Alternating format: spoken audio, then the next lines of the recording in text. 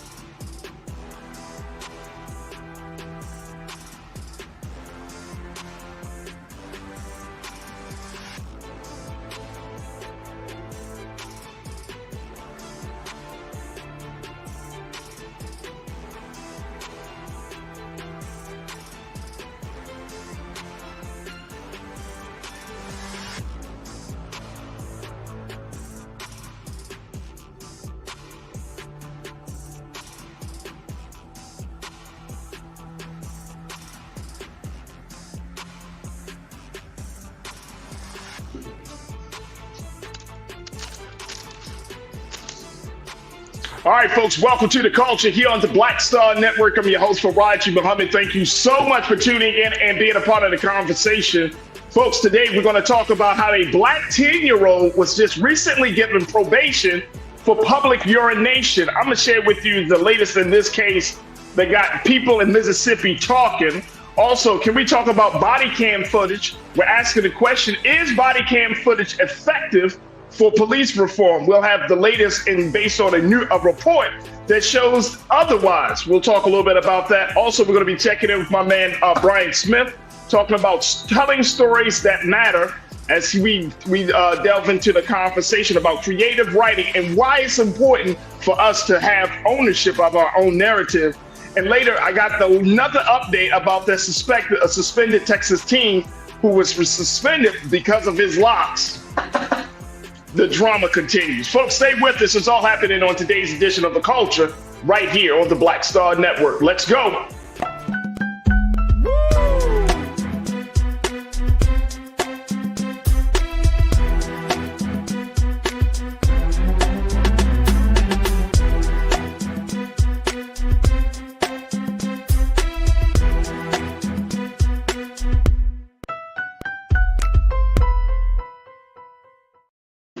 All right, folks, welcome to The Culture here on the Black Star Network. I'm your host, Farajii. Thank you so much for tuning in and being a part of the conversation, folks.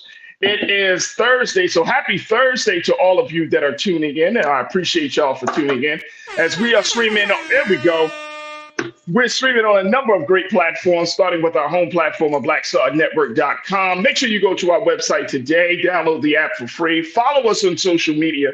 And of course, folks, we ask for your financial donation as we are continuing to make this thing happen here at Black Star Network. So go to our website today at blackstarnetwork.com. We truly appreciate the support. We're also streaming on Amazon News, on Amazon News platforms, on Amazon News and your Fire TV. We're also on Amazon Prime Video, so you can check us out on Prime Video And we would love to see you there. Prime Video app under Live TV, the news, or find us on Amazon.com under Prime Video, then Live TV, the news. We would love to check you out there. We're also on Freevee, the Freevee network, who got us on now under news. We thank Freevee for their support. And we're on Plex TV 24 hours a day, 7 days a week. Just search for Black Star Network or find us under Live TV and then news and opinions. Oh, man. And of course, folks, we are on the social media sites of YouTube and Facebook, just under Roland Martin. So go to Roland Martin's YouTube page. That's where you will find the illustrious Culture Crew. They are checking in from all around the country. I love the Culture Crew, folks. I love the Culture Crew. So big shout out to the online Culture Crew that's checking in, man. I see all of y'all. Who we got in the chat right now? Pastor Damon Blissett. Hey, kings and queens. There we go. We got Deidre Hall in here. Tiana is in here. Bill James, thank you so much for checking in. Conscious Thought, I see you. Thank you so much, brother. Ming Lee, Natasha Surge. We appreciate you. Anastasia Pageant, peace and love for Farajii King. Well, peace and love, Anastasia. Thank you so much for checking in. The ABX Girl, thank you so much for checking in. As always, I can't wait to hear what you got to say. Cindy D, my sister, thank you so much. Miss Pauline Hurt, thank you, thank you, thank you. Who else we got here? And folks are still checking in. Folks, again, you can join us as well as we're streaming live on Roland Martin's YouTube page. All right, let me check in with my brother, who is a brother who's doing some fantastic work in a lot of different spaces, but he comes on here every week to share his insight about a number of matters and issues. So we are happy to have my brother back again. He serves as a diversity, equity, and inclusion specialist. He's also an advocate. He is an activist. He is man of the street, man of the community, man of the people. My brother Shanedu Wakor for Shanedu. Good afternoon, sir. How you feeling this afternoon? What it do, brother Farajii? I'm feeling good. I see you repping Los Angeles a little bit Bel Air up in that joint. I see you. I see you. Shout out to the Fresh Prince from Philadelphia. Yeah. Big shout out to Fresh Prince. So yeah, definitely appreciate you. Look like, what, did my light just go out? I think my light just went out. I'll get that. But look, hey, brother Shanedu, let's talk a little bit about this first story. The first story, of course, being the fact around this 10-year-old who was sentenced to probation and to a very unusual punishment for simply doing public urination. Now, I don't know if anybody has heard this story. This is out of the state of Mississippi. But folks, take a look at this. This is from NBC News, where 10-year-old Quantavious Eason, who is in the 3rd grade, Brother Shanedu, he was arrested by Senatobia police back on August the 10th. And after a police officer saw him relieving himself outside next to his mom's car when the woman was inside an attorney's office, according to family attorney Carlos Moore. Now, he did what any reasonable person would do. He urinated next to the car, behind the door, not exposing himself to anyone, according to the family attorney, Mr. Moore. He would not have been arrested, prosecuted, or sentenced if he was any other color or race besides black. This is really interesting. Very, very interesting.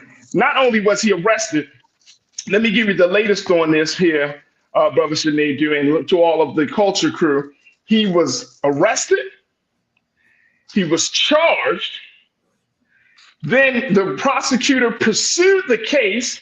And then this week, a youth judge oversaw a sentence that included probation and requiring Quantavious to write a 2-page report about Kobe Bryant. A 2-page report about Kobe Bryant. Now, here's the other piece, and then we're going to take a quick pause because I want to hear what folks got to say. According to the second part of this, and let's pull up the second quote, please, Keenan. Quantavious was charged in youth court with being a child in need of supervision, according to the family attorney. The child is required to check in with a probation officer once a month for 3 months. Now, according to the family lawyer, they said that we are not going to appeal. He will not have a criminal record. This is probation. And he is a fan of Kobe Bryant, so he doesn't mind writing the 2-page report, according to the family attorney, Mr. Moore. But still, the principle of it, he should not have to do anything. He should be enjoying his Christmas holiday like the other kids. What in the world is happening here? Brother Sinedu, talk to me. What's your take on this, bro? I'm going to speak more of this on the second half, but this is really just weaponization of the law. And this is, to me, as a black man, it's almost that fear-mongering, how, those with authority may buck up on black boys back in the day during, the Jim Crow era, just to keep you afraid. In 2023, if urination is what you are arresting and charging a small boy for, who is smart enough to do it on the side, especially when you think of a lot of businesses these days don't allow you to use their bathroom unless you're making a purchase. But right, that this is what we're using. And this is what gets me upset about law enforcement who make the statements about bad apples.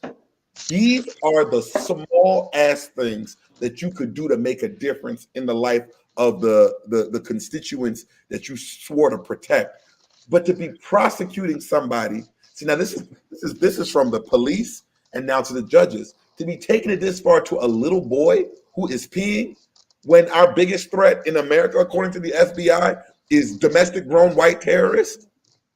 It never makes sense to me.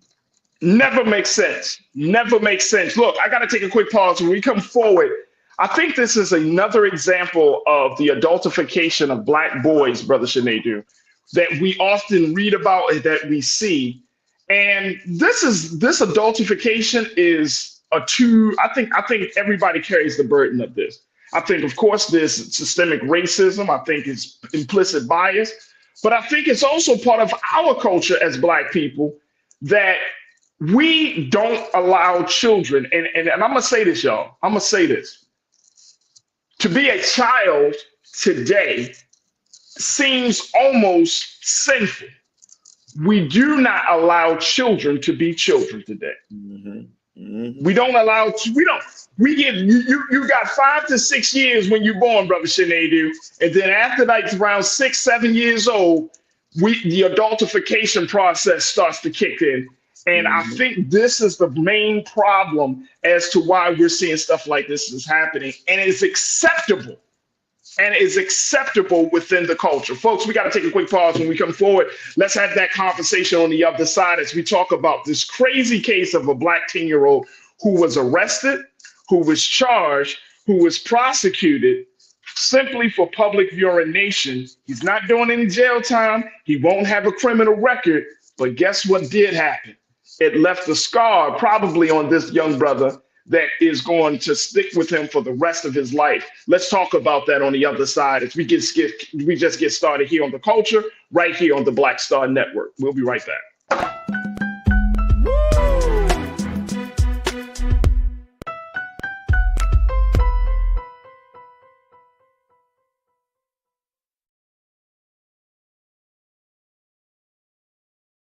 When you talk about blackness and what happens in black culture, we're about covering these things that matter to us, speaking to our issues and concerns. This is a genuine people-powered movement. There's a lot of stuff that we're not getting. You get it, and you spread the word. We wish to plead our own cause. Too long have others spoken for us. We cannot tell our own story if we can't pay for it. This is about covering us. Invest in black-owned media. Your dollars matter. We don't have to keep asking them to cover our stuff. So please support us in what we do, folks. We want to hit 2,000 people, $50 this month, raise $100,000. We're behind 100,000, so we want to hit that. Y'all money makes this possible. Check some money orders. Go to P.O. Box 57196, Washington, D.C. 20037-0196. The Cash App is $RM Unfiltered. PayPal is R Martin Unfiltered.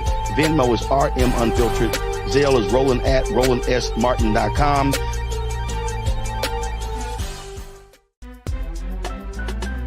I'm Farajii Muhammad, live from LA. And this is The Culture. The Culture is a two-way conversation. You and me. We talk about the stories, politics, the good, the bad, and the downright ugly. So join our community every day at 3 p.m. Eastern and let your voice be heard. Hey, we're all in this together. So let's talk about it and see what kind of trouble we can get into. It's The Culture, weekdays at 3, only on the Black Star Network. Folks, Black Star Network is here. Oh, no punching! I'm real revolutionary right now. Support this man, Black Media. He makes sure that our stories are told. Thank you for being the voice of Black America, Roland. Stay black. I love y'all. All momentum we have now, we have to keep this going. The video looks phenomenal. See, this difference between Black Star Network and Black-owned media and something like CNN. You can't be Black-owned media and be scared. It's time to be smart. Bring your eyeballs home. You dig?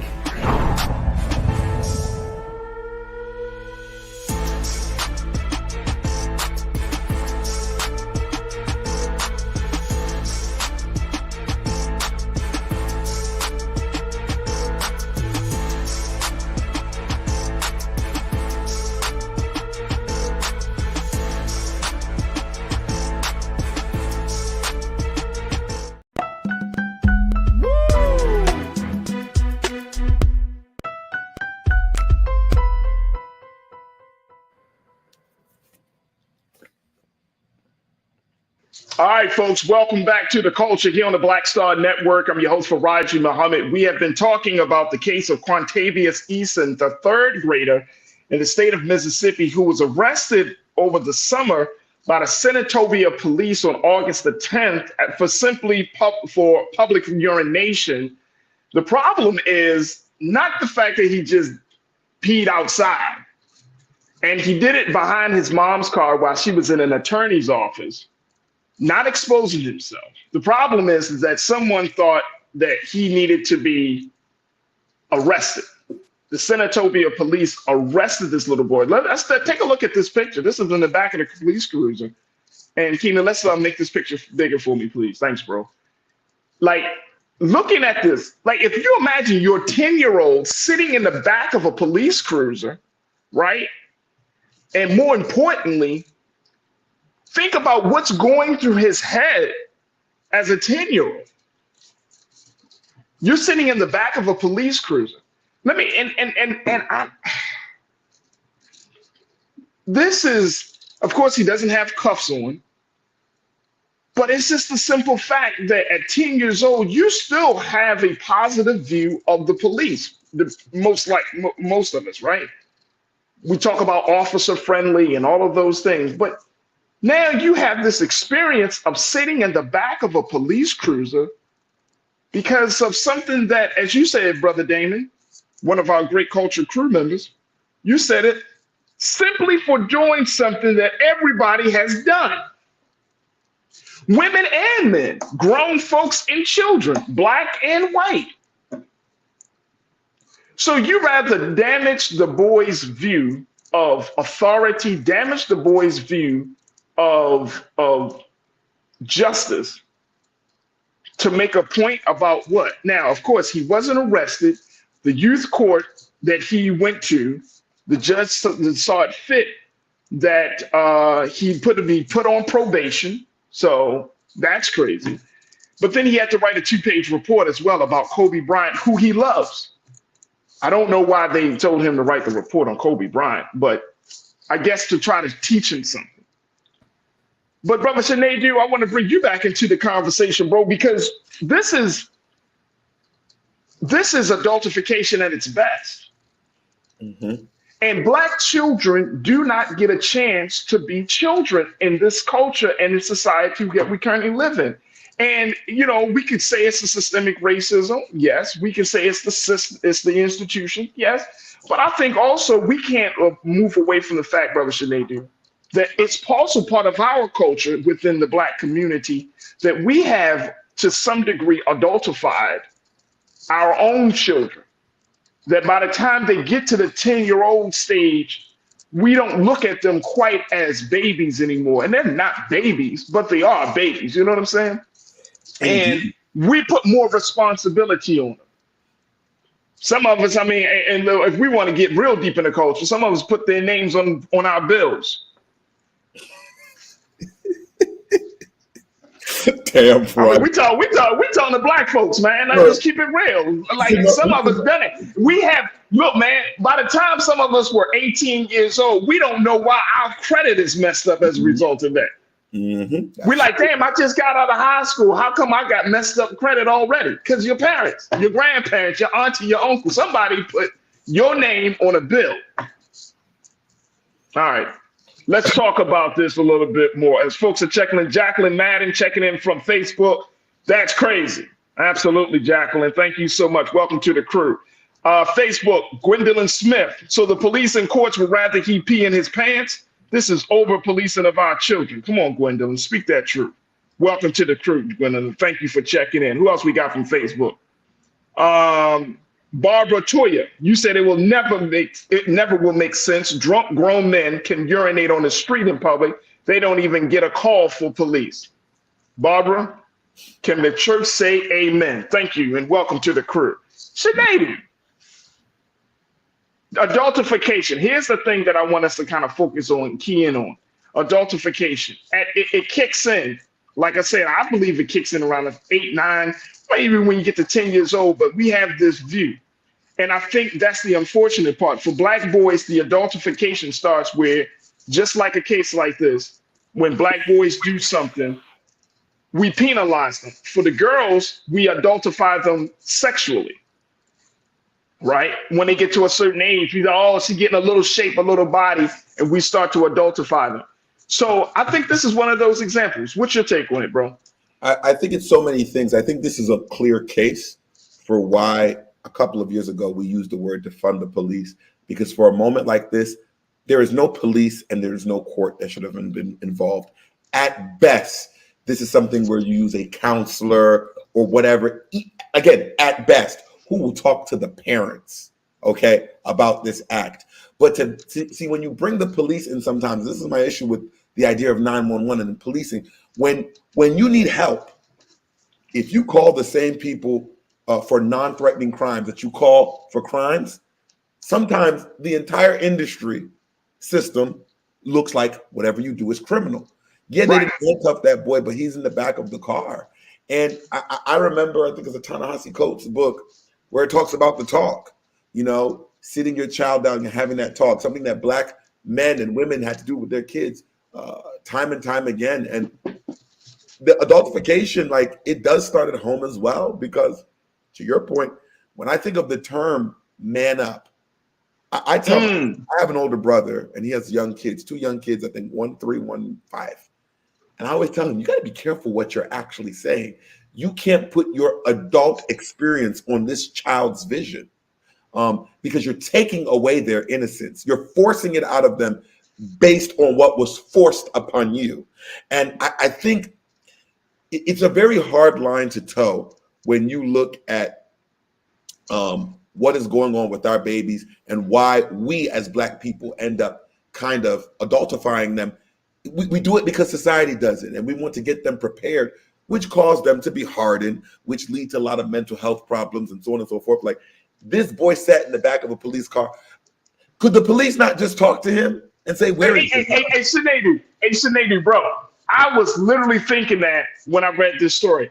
If I'm a police officer and I'm coming onto the scene of a situation like this, as a police officer, there's no way in the world, and look, I'm gonna keep it real with you. I wouldn't even do this to a white child.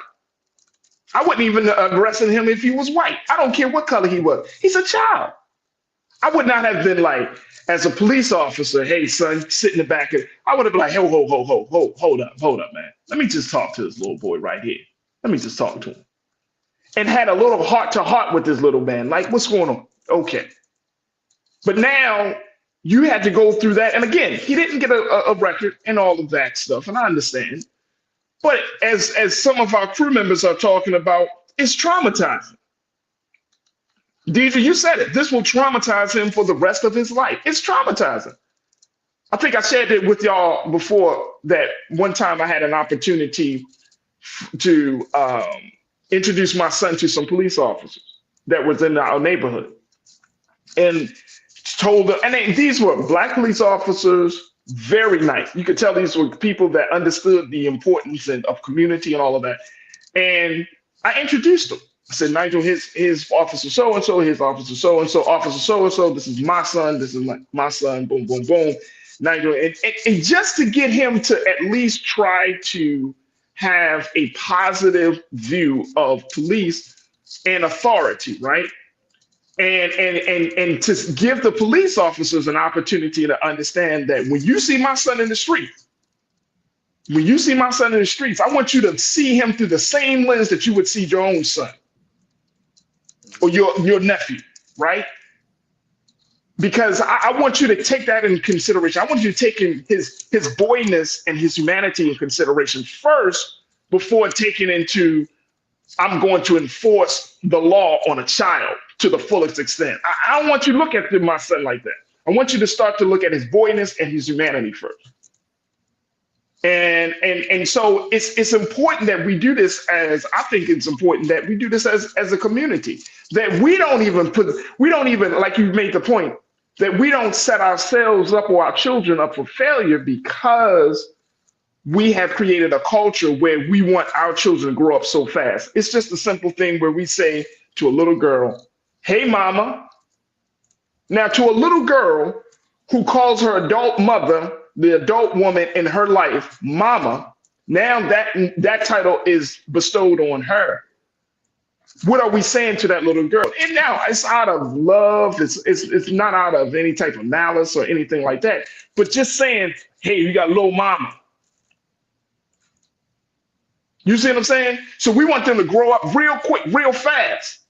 And I always tell children, don't worry about growing up so fast. Because when you get into this adult life, Lord, those of us who are adulting right now, we probably wish that we were 9. We probably wish we were 7 or something.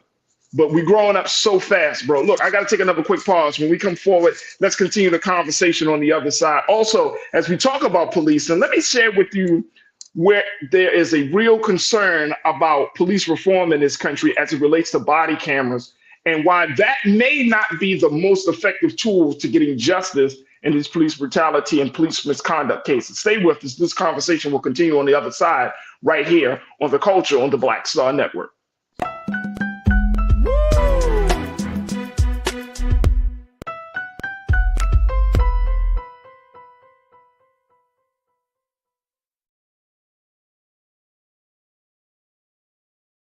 Folks, Black Star Network is here. Oh, no punches! I'm real revolutionary right now. Support this man, Black Media. He makes sure that our stories are told. Thank you for being the voice of Black America, Roland. Stay black. I love y'all. All momentum we have now, we have to keep this going. The video looks phenomenal. See, this difference between Black Star Network and black-owned media and something like CNN. You can't be black-owned media and be scared. It's time to be smart. Bring your eyeballs home. You dig?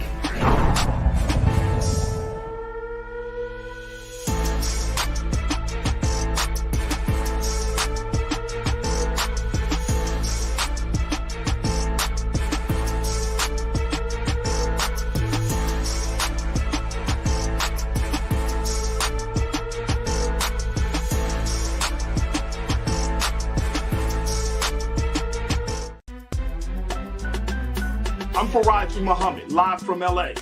And this is The Culture. The Culture is a two-way conversation. You and me. We talk about the stories, politics, the good, the bad, and the downright ugly. So join our community every day at 3 p.m. Eastern and let your voice be heard. Hey, we're all in this together. So let's talk about it and see what kind of trouble we can get into. It's The Culture, weekdays at 3, only on the Black Star Network.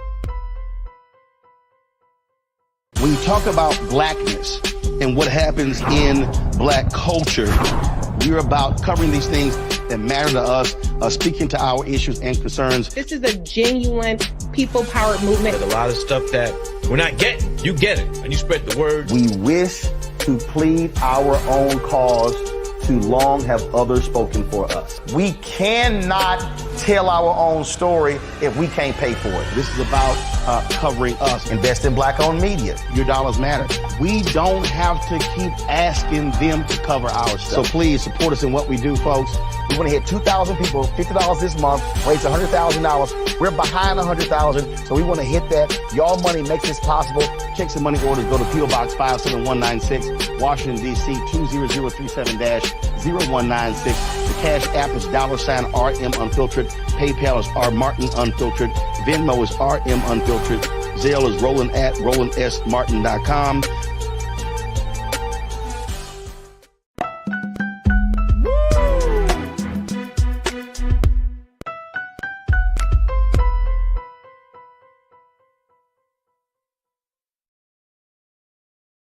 All right, folks, welcome back to The Culture here on the Black Star Network. I'm your host, Farajii Muhammad, joined by our contributor, culture crew member, Brother Sinedu Wakofor, diversity, equity, inclusion specialist. A lot of folks are not happy about this situation, Brother Sinedu, but it goes to show us that we still got a lot of work to do, a lot of ground to cover, especially when it comes to policing in our community. But this adultification, we have to be very careful, because I don't want to have a conversation like this without putting some responsibility back onto us, a standard that we can strive to live up to, bro. And I think that's what's part of it. Like, we expect other people to change, but there are things within our culture that perpetuate certain ideas, certain type of a certain view that people have about Black children, Black people, and whatnot. So, you know, certainly the police didn't have to move forward on arresting this child, but at the same time, this could be a learning opportunity for us, right, bro? Indeed. And I hate to say this, but, you know, we speak a lot about community policing and its importance. And I think when it comes to community policing, it's important that we also let the police in our communities know how we also want to be handled, what our major concerns are, and what we are expecting of them, and also holding them to the standard of, if you can't produce our expectations, we'll make sure that we get the next police chief out or whatever. We'll make sure that we do something, because I think this is a simple measure. I don't know the race of this officer. It's just a simple measure of kind of taking your job maybe a little bit too serious. You know how you're not supposed to speed, right? Right. Police officers pull you over, right? And they assess the situation, right? And that police officer, speeding is breaking the law. That is the law. But that police officer can say, you know what? I'm going to just let you go off on a warning. No harm, no foul. Where is this child's warning? Yeah, that's a great point. Great point. And to even take it further, you're criminalizing not just him peeing, but a child urinating on the outside. You are criminalizing. That, I think, has a psychological effect, not only on the child, but on other officers. Yes, he is an adult. And we know this. We know this by stuff like, Trayvon Martin, where when we are looked at in certain ways, Black bodies are immediately adultified. They're immediately looked at as a sense of danger, that we're dangerous. Yep. I wonder if when they came, if he put his hands in his pocket, would they have screamed gun? Because, we saw Tamir Rice. These are major concerns that are beyond policing. It is about race in America and how we don't want to inherently speak on how Black boys are inherently made to be dangerous. And who knows, is it the guilt? This is my belief. Is it the guilt of generation of racist white men who continued the degradation of Black men during slavery, Jim Crow, because they wanted to stand up for themselves or their beliefs or their manhood? I really do feel like there is always— That's a great point, bro. That is an excellent point. You make an excellent point here, Sinedu. And I think that's why we need to have more conversations like this, right? Like more incidents, because there's so many layers and levels to this. This is not just about little young brother Quantavious Eason, 10-year-old third grader. This is really shining a light on where we are. Like, even in 2023, going into 2024, after all of this fervor about everything from police brutality, George Floyd, all of these cases, You mean to tell me an officer can come on the scene and still commit, like, not use the best of intelligence in handling this situation? Come on, man. Like, this, after a while, you get to a point, you're like, bro, like, what do you expect people to do if the police, the authority figure who has been designated to serve and protect you, they're still not using the best of intelligence? You didn't have to arrest them. You didn't have to take them through that whole process. You chose to do that. Now, some of these officers may say, well, this is the way to teach him a lesson. But again, that's the hypocrisy, that's the double standard, because if it was a white child, I truly don't believe that child would have been arrested. That's what some of the parents say, that black, by him being black, was a huge part of this process, or a huge reason as to why he was treated this way. That's what his mom believed being the case. But in 2023, 2024, police it should not be acceptable that a police make a dumbed ass decision like this. And that's what I'm going to call it. I thought of something as you were speaking. You said if it was a white kid, they wouldn't do that. And what is interesting about that statement, that somebody could say it's an assumption. Well, let's go look at the data. Maybe it is the white kids who would need that lesson because, again, according to the FBI, the biggest threat in America is white radicalized nationalists. They're terrorists, right? Maybe those were the now adults that were kids who needed those lessons, but were told, you're good, you can go. But then you go for the black innocent child who is his parent. There it is. Hey, bro. Come on, there it is. So this brings us into our next conversation, and I'm glad that you bring up those points, bro, because there's a new conversation. Well, it's not new, but there is kind of looking at where we have gone in terms of policing and, more importantly, police reform in this country. And based on the past 10 years, if we look at the past 10 years, when President Obama was in office, when all of these police killings were happening, when all of these police brutalities cases were popping up, looking at the past 10 years and going into another year, how far have we gotten with police reform? And one of the big calls that has been a part of this movement for police reform has been the use of body cameras. But check this out, y'all. According to a report, there was one report that was done back in 2018 by the Bureau of Justice Statistics, and it still applies today. Take a look at this. This is coming from the Grio and Associated Press. Let's put up that first quote, please. Thank you, bro. Research by the Bureau of Justice Statistics shows that 80% of local police departments and sheriff's officers acquire body cameras to improve the safety of officers, increase the quality of evidence, decrease agency liability, and reduce complaints from civilians. But take a look. Research does not necessarily support the effectiveness of body-worn cameras in achieving those desired outcomes. A comprehensive review of 70 studies of body-worn cameras used found that the larger body of research on body-worn cameras shows no consistent or no statistically significant effects. So when we talk about police reform, Brother Sinedu, talking about over-policing, and one of the big strategies was like, we need more body cams. Police need to turn in. Police officers are actually turning their body cams on every day in this country, every day. And guess what? That body cam footage doesn't necessarily mean that there's going to be justice or even less police brutality cases. Isn't that something? That it does not necessarily change, that the jury is still out, folks. This is essentially what this report is from the Bureau of Justice Statistics, so y'all can check it out yourself. The jury is still out on how effective that level of police reform is. Wow. What's your take on that, Brother Sinedu? And I know we got to take another pause. Sure. Are you surprised by that? Not at all. And I think people laughed at her. I watched many people laugh at this woman that I'm about to bring up. But she was damn right.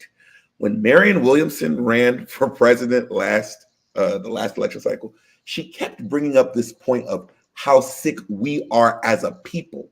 He said, the sickness, if you don't heal the people first, you will change the industries and wonder how they're spawning new industries. She didn't say it in those exact words, but she said that. Let me just go down the line for you. Look at the KKK for instance. Yeah. KKK was very prominent. So what happened when that started to die down a little bit? They found prominence in being something else. They reinvented themselves. Some became lawmakers, but most became what, Farajii?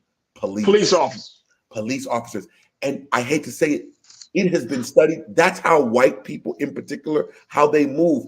They do not actually make a cautious change. No, they systematically move the goalpost around. Of course, them footages won't change anything because the issue wasn't the footage in the first place. The issue were the people, the mindsets.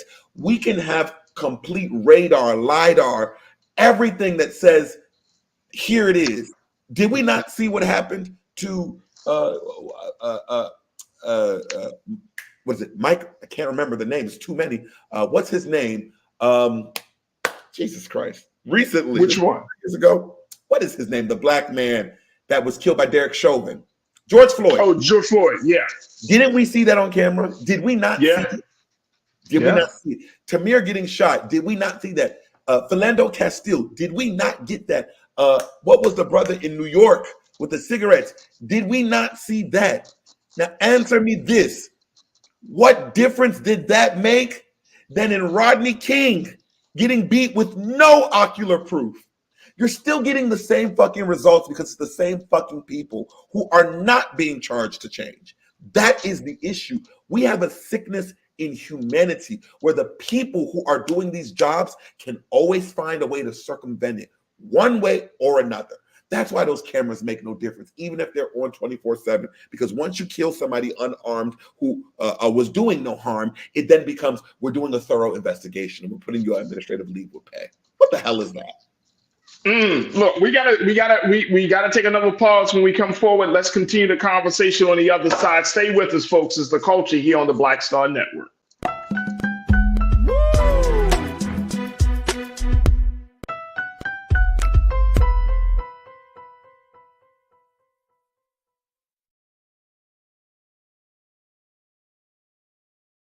I'm Deborah Owens, America's Wealth Coach, and my new show, Get Wealthy, focuses on the things that your financial advisor and bank isn't telling you, but you absolutely need to know.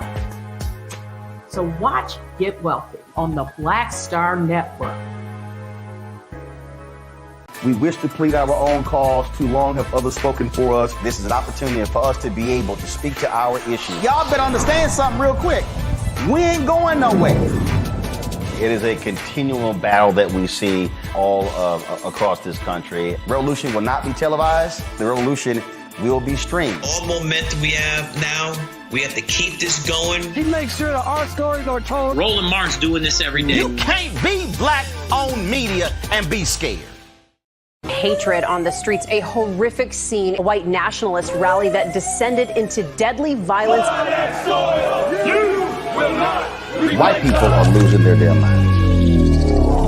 As an angry pro-Trump mob storms the U.S. Capitol, we're about to see the rise of what I call white minority resistance. We have seen white folks in this country who simply cannot tolerate black folks voting. I think what we're seeing is the inevitable result of violent denial. This is part of American history. Every time that people of color have made progress, whether real or symbolic, there has been what Carol Anderson at Emory University calls white rage as a backlash. This is the rise of the Proud Boys and the Boogaloo Boys. America, there's going to be more of this. Here's all the Proud Boys, guys. This country is getting increasingly racist in its behaviors and its attitudes because of the fear of white people. The fear that they're taking our jobs, they're taking our resources, they're taking our women. This is white fear.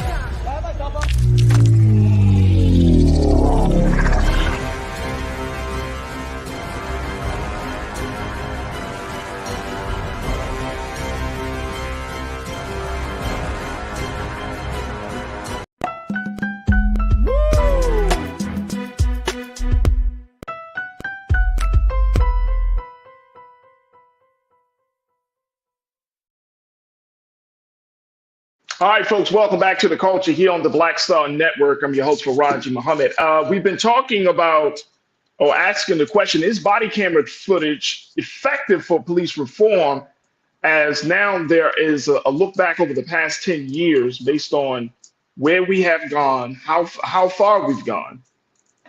There's been a look back on the past 10 years to see, you know what, are we making any type of progress in this space? And one of the big things that we were calling for 10 years ago, and even a little bit shorter period of time, was the use of body cameras. Well, now there is becoming more and more data and statistics and reports to show that body cam footage doesn't necessarily mean that more police will end up in jail for brutality and misconduct.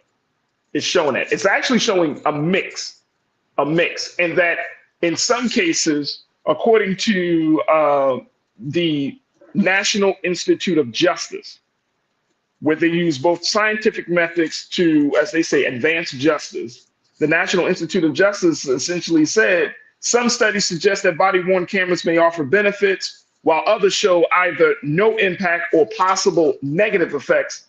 The mixed results of these studies strongly imply that additional research is needed. And that was in January of 2022 when that was put out there by the National Institute of Justice.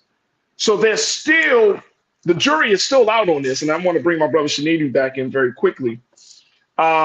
This jury is still out on the effectiveness of this. And in light of all that's happened, in light of this 10-year-old, all of these things, we still got a lot of work to do. We have a lot of work to do, brother Shanadu. Let me go to the crew because folks are checking in to share their thoughts. Pearl Shelton checking in from Facebook. Pearl, you said the mindset gets worse because white America keeps changing the narrative about what is or isn't racist. Keep moving the goalposts, right, Pearl? Ain't that what I said? That's why I'm bringing it up. Pearl's basically agreeing, like it's the narrative about what is and what isn't racist. And the crazy part about it is you can't ask those in positions of power whether they are abusing their power. It can't be. You can't say, hey, Mr. Person in power, are you abusive? Are you neglectful? Are you this? No. You got to ask those who are underneath of that power if that power is good or if that power is not so good. So great point that you're making there, Pearl. Thank you so much for checking in as we talk about this. You don't like my music. My God, you said the notion that society depends on fear of punishment to thrive is not only false, it's fascist. And I think it was you, Sharon. Thank you so much. You don't like my music. Sharon Brooks, you checked in and you said that's because many police officers are not turning their body cameras on. According to the reports, they are actually turning them on. But guess what? Look at our brother who was beaten and killed on camera by 5 black men. They had the whole thing on. It was all on footage. Now, let me share with you very quickly what one law professor from Cornell University had to say about this, Mr. Joe Margulis. He said this, let's post a quote 2, please, Keenan. Thank you, bro. Body cameras don't alter police behavior. They just show officers behaving the way they're trained. That's Joe Margulis, law professor Cornell, former defense attorney. This is what he told the Grio. He said, from a reform perspective, the footage is rarely used to hold police accountable because few police misconduct cases make their way to trial. That's usually when you would use body camera footage in a courtroom. There it is. Whoop, there. So body camera footage is used on the back end. It doesn't necessarily mean guilt. In this report from the National Institute of Justice, Brother Shanadu, I was reading it earlier, and it was saying that they use body cameras when they are recruiting and training police officers, like what to do and what not to do, right? What to do. It's like what the NFL does. They run the tape and show run play and tell players, all right, this is our last game. This is how we moved around. But it's used as a training tool more importantly, unless you get into that phase of the case like Mr. Margulis said, where you need to have some footage, it doesn't necessarily mean that it's going to bring some sort of is a guilt or some level of indictment. It's basically showing, hey, this is how officers are trained. Here's my question for you, bro. Do we need to switch strategies on police reform? And less talk about body cameras, more talk about something else. I think we need to talk about one thing. If you could change one thing, police reform will actually immediately, behaviors of people will change immediately. Talk to me. Remove qualified immunity, and we won't be having this discussion. When you have qualified immunity, which keeps them protected from when they do shit that is wrong, when you have that as a basis, when I have a pillow on the ground, I'm not too scared to fall. That is just the truth. Qualified immunity, in my opinion, and in many opinion of other activists, they have kept police far away from being accountable. They kept them so far from being accountable that we get excited that Derek Chauvin gets arrested because he is the example. The exemption and not the rule, or whatever the phrase is. I think removing qualified immunity is the most important thing, because think about every other field of study or every other field of expertise. Look at a doctor. A doctor can be working on a patient, and if that doctor kills that patient, even if it's by mistake, a doctor can lose their license, malpractice, so on and so forth. Why can't police be held to a similar standard? Why? Right. But police but police departments in this country have a very strong lobby, and I'm using that word just as a way to show, like, they have influential power in terms of budgets, in terms of state budgets, in terms of public sentiment. Because anytime a political leader stands in front of the people, when the talk gets about crime and violence, and both parties actually do this, they say, oh, we need something to stop the crime, we need something to stop the violence, then the emphasis is put on, let's give police more resources, let's give police more money, let's give police, that's how it generally is. And as voters, to all of my voter folks in the chat, I know my sister Corinna and some other folks who may say this, for voters, we have to be, I think, a little bit more, what's the word I'm looking for, Shanita? We can't just say, I have a problem with crime and violence, do something.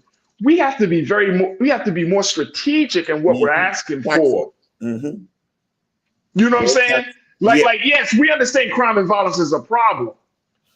But there's to me, telling a politician crime and violence is a problem is almost giving them a pass to fuck with your rights. Because if you remember the 3 strikes rule, we got so desperate, and police love this, in my opinion.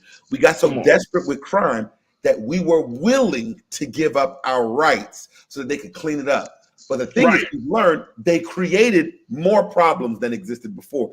We need to have specifics in what we ask them. We need issues. We want to solve this with crime, but here are the metrics that we need them solved. Here are the guidelines that we want them solved by. Because if we make it a general statement, police will do what police have always done in this country. Do whatever it takes with brute force to solve it. Absolutely. Let me get this one last piece in here as we talk about this, as we wrap up, and I got like a minute to wrap this up. Here's what another I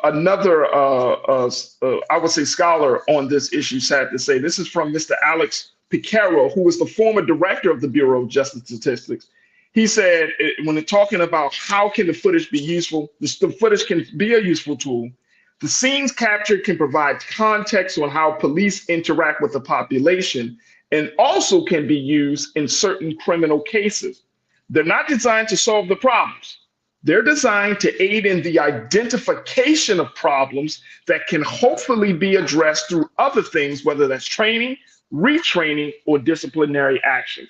Bingo. That's from Alex Picaro, the former director of the Bureau of Justice Statistics. They're not designed to solve the problems. They're designed to aid in the identification of problems that can hopefully be addressed through other things, whether that's training, retraining, or disciplinary action.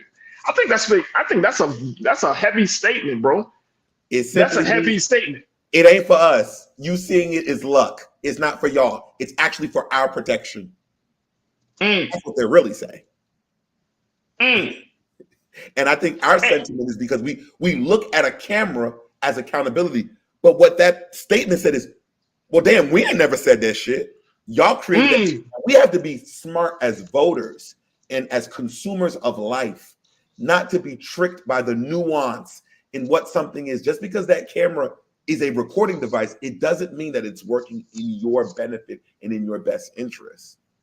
And guess what? We have to ask the question, and I don't have the answer for this, folks. So I can't say. When we were having these conversations about police reform and all of that stuff over these past 10 years, and the idea of a body camera coming up, where did that come from? And I know it's a big question. We may never know the answers to. But was that a recommendation from law enforcement? Was that a recommendation from the community? Who recommended saying, like, this is the best way, this is the best course of action?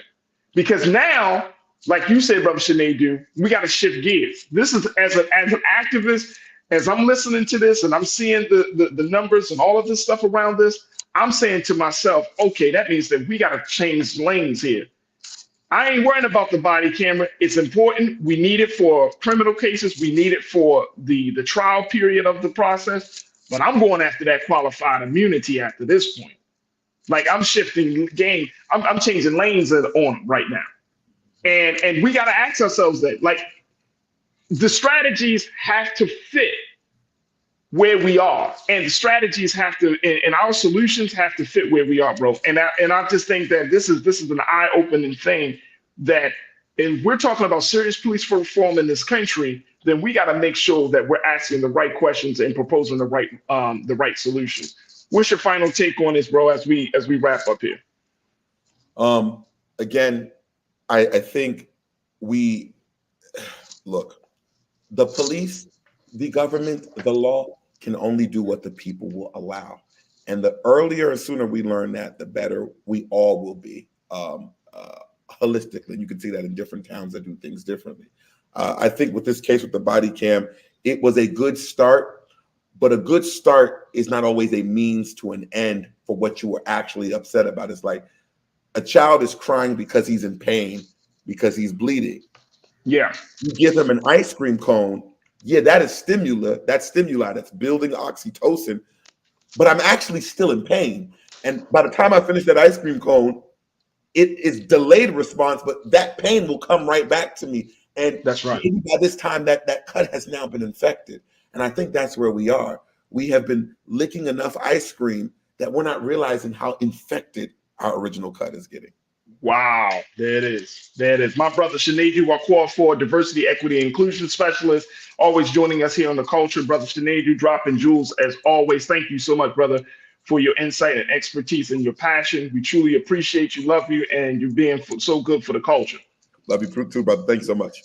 Absolutely. Folks, we got to take a quick pause. When we come forward, let's shift gears. Let's talk about telling stories and why it's important to tell stories that matter. We're going to be checking in with adjunct professor and founder of the Script Repository, Mr. Brian Smith, to give us some insight as to this. Also, I'm going to share with you some of the latest around that suspended Texas teen who was suspended because of his locks and where the case stands now with another development. Stay with us. That's all happening on the second half of The Culture right here on the Black Star Network.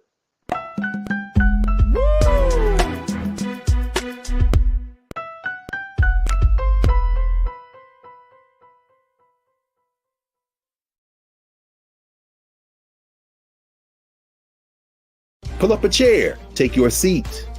The Black Tape with me, Dr. Greg Carr, here on the Black Star Network. Every week, we'll take a deeper dive into the world we're living in. Join the conversation only on the Black Star Network.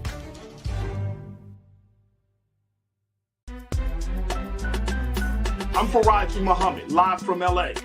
And this is The Culture. The Culture is a two-way conversation. You and me. We talk about the stories, politics, the good, the bad, and the downright ugly. So join our community every day at 3 p.m. Eastern and let your voice be heard. Hey, we're all in this together. So let's talk about it and see what kind of trouble we can get into. It's The Culture, weekdays at 3, only on the Black Star Network.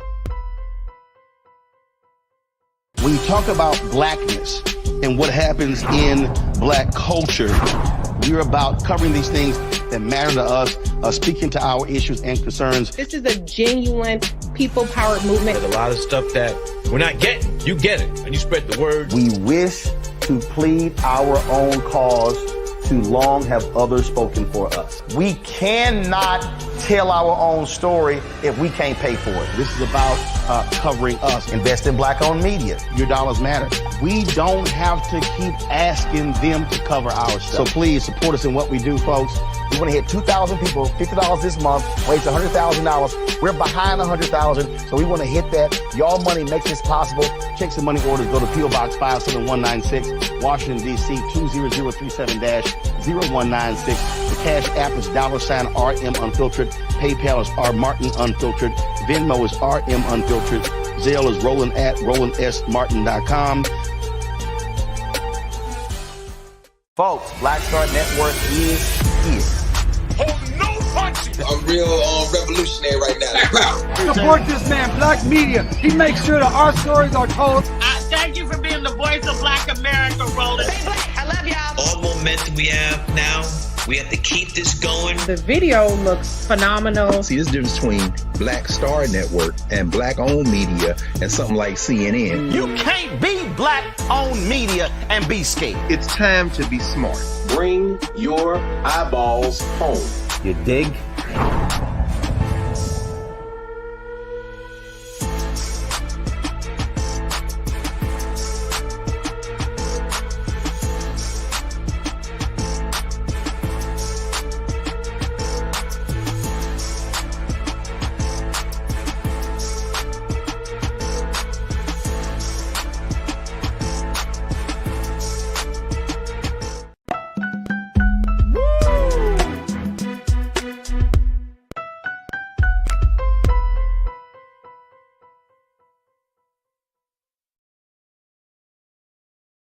All right, folks, welcome back to The Culture here on the Black Star Network. I'm your host, Farajii Muhammad. Thank you so much for tuning in and being a part of the conversation and joining us for the second half of the show. And big shout out to my brother Shanedu Wakwafor, who joined me for the first half, talking to us about that disturbing story of little brother Quantavious Eason, the 10-year-old who was arrested and essentially given probation and was told to write a 2-page report on Kobe Bryant for public urination. We talked about the madness of that case, as well as asking the question about body cam footage. Is it still being an effective tool to usher in police reform? So we talked about that in the first half. Folks, make sure you do your due diligence. If you are interested in those conversations, and hopefully you are, then you will be a part of Team Replay. Check us out on the replay. We would love to have your eyes on that conversation and a whole lot more. So we thank you so much for tuning in as we're streaming live on blackstarnetwork.com. You can check us out there. We're also streaming on Amazon, on various Amazon platforms, Amazon News on your Fire TV, Amazon Prime Video. You can find us there on the Prime Video app on Amazon. You also can find us on Freevee, that network there with On Now. And you can just check us out there in the news section. And we're also on Plex TV 24 hours a day, 7 days a week. Just search for us as Black Star Network on Plex TV. Now, folks have been checking in. I want to kind of, before we get to our next guest, just kind of recognizing that many of you still have some thoughts around this conversation about the 10-year-old and the whole body cam footage situation. So I wanted to, honor those who said something in that part of the conversation, because I think there has been a lot of discussions as to what this means. How should we move forward, whether it's as a voter, as advocates, and more importantly, as a people who are enmeshed in a culture where we have had a contentious relationship with police for so many years, a dysfunctional relationship in some cases for so many years. And so seeking a way for us to get into a better space with this whole process. My sister Janelle, you said evaluating the question of police immunity using a community board versus one chosen by the police union would make a difference in police reform. Also make them get bonded. Absolutely, absolutely. And looking at different pieces, like, okay, if body cam footage is not enough to bring the justice and to lock police those bad apples up, then we're going to have to figure out a different way. But I like that point that you just made, Janelle, evaluating the question of police immunity using a community board versus one chosen by the police union. So I truly appreciate you for posting that. Gwendolyn from Facebook, you checked in. Once again, you said several places are creating laws to prevent recording officers on the, at the duties. If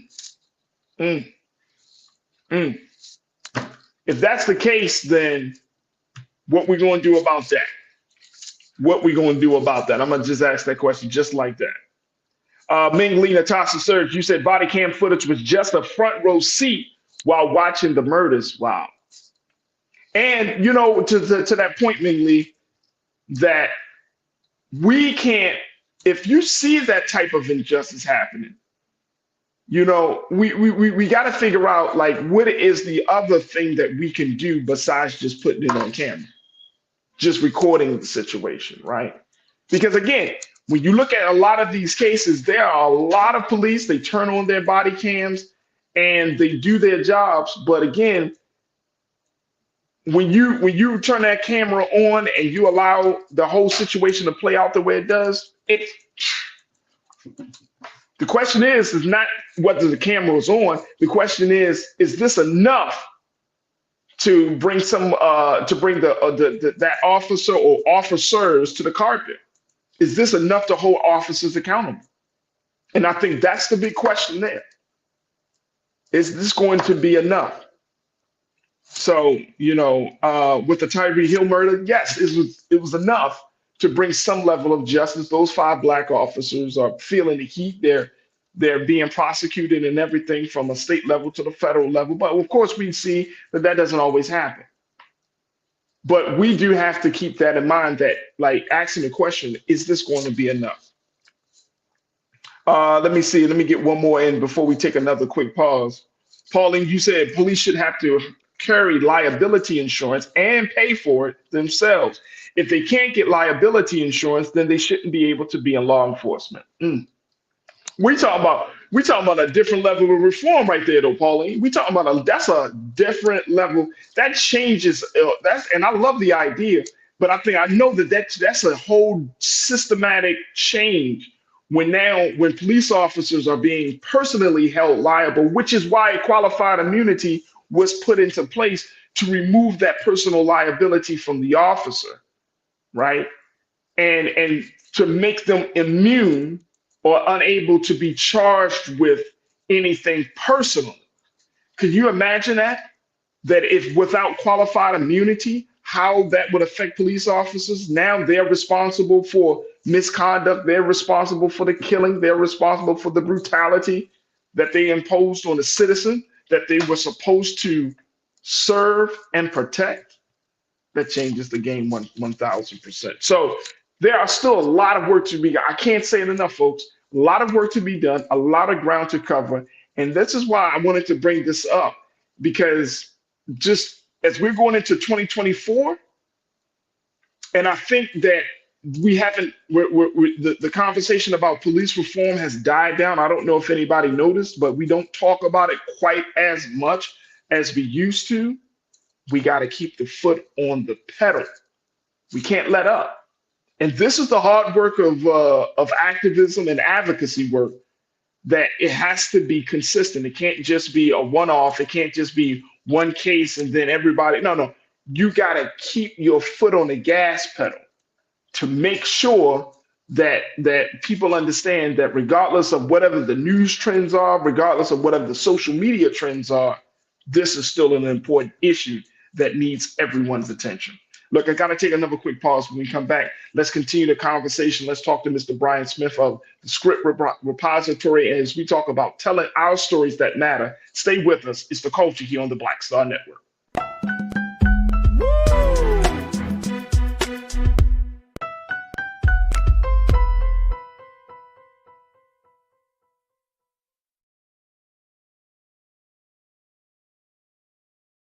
When you talk about blackness and what happens in Black culture, we're about covering these things that matter to us, speaking to our issues and concerns. This is a genuine people-powered movement. A lot of stuff that we're not getting, you get it, and you spread the word. We wish to plead our own cause. Too long have others spoken for us. We cannot tell our own story if we can't pay for it. This is about covering us. Invest in black-owned media. Your dollars matter. We don't have to keep asking them to cover our stuff. So please support us in what we do, folks. We want to hit 2,000 people, $50 this month, raise $100,000. We're behind 100,000, so we want to hit that. Y'all money makes this possible. Checks and money orders go to P.O. Box 57196, Washington, D.C. 20037-0196. The Cash App is $RM Unfiltered. PayPal is R Martin Unfiltered. Venmo is RM Unfiltered. Zelle is RolandSMartin.com. We wish to plead our own cause. Too long have others spoken for us. This is an opportunity for us to be able to speak to our issues. Y'all better understand something real quick. We ain't going nowhere. It is a continual battle that we see all across this country. Revolution will not be televised. The revolution will be streamed. All momentum we have now, we have to keep this going. He makes sure that our stories are told. Roland Martin's doing this every day. You can't be black-owned media and be scared.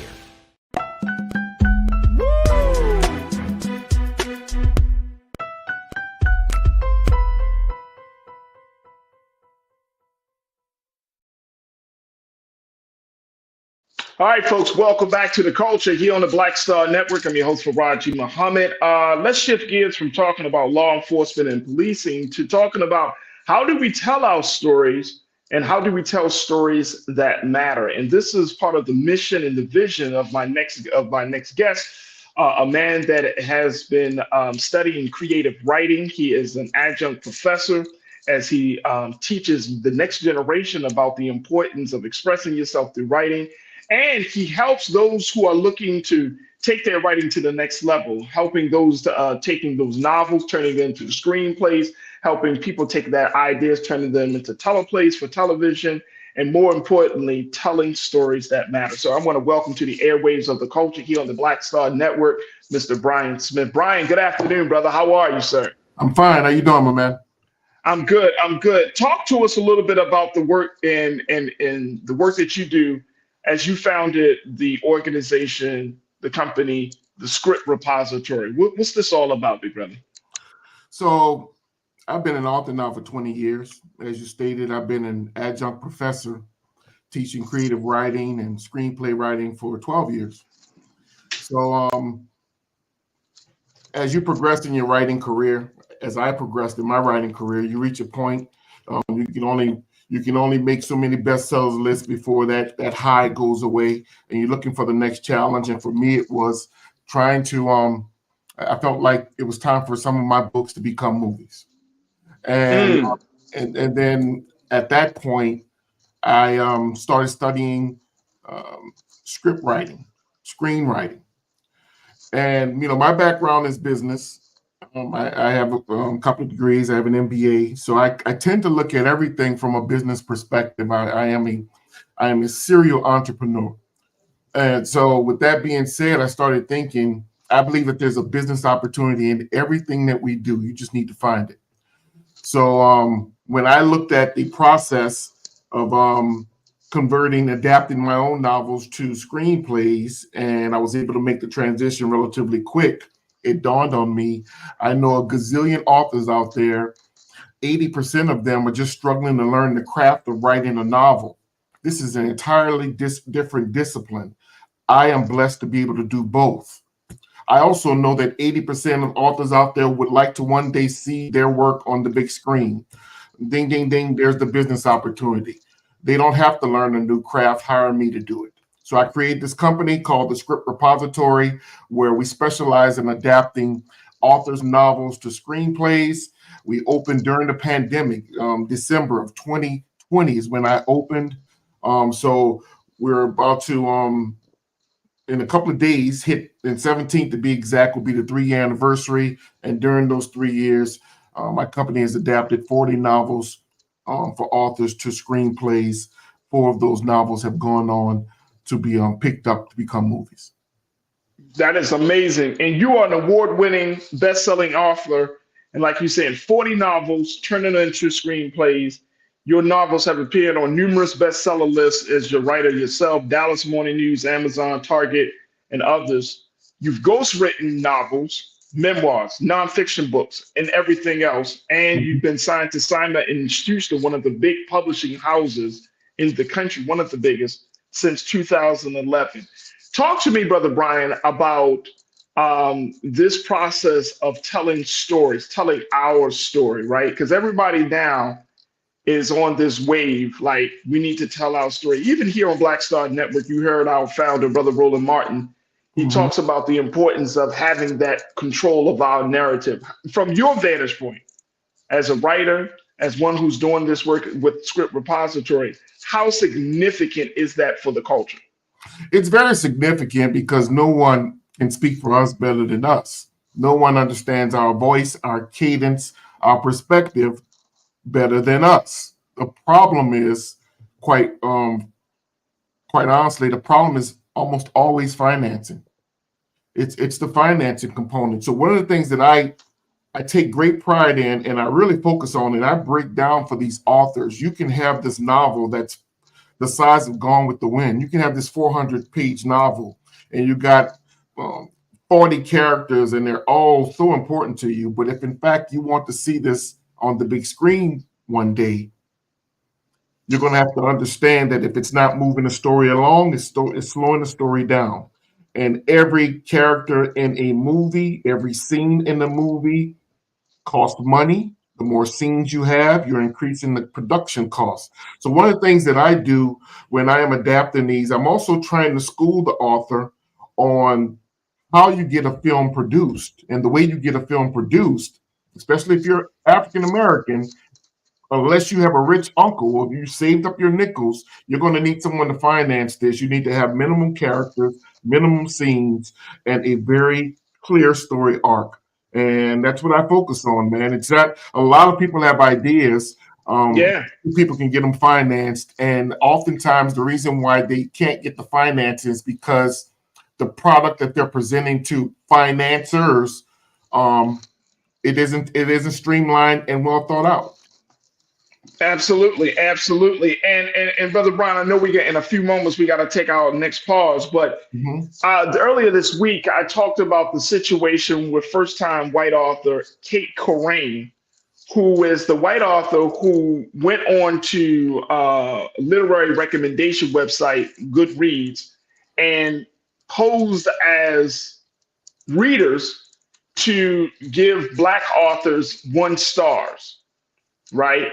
Wow. And 1-star reviews of their work. And you know, making that point, as we talked about this maybe yesterday or 2 days ago here on the show, and looking at the challenges that are facing Black authors today, Brother Brian, and not only being able to tell those stories, but to get those stories into the hands of a book agent, to get those stories into the hands of a publisher, to get those stories in the hands of a producer, and to studios, and all of these people, and that it's only a small percentage that gets through that process. You know it, and I know it's only a small percentage.